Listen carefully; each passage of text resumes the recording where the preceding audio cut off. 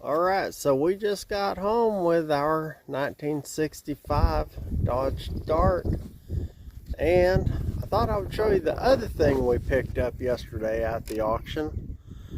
This is a 1973 Honda 350 4-cylinder, and she is all there, all original, clear title. And we're the third owner on it, and it even has the old fairing with it. How cool is that?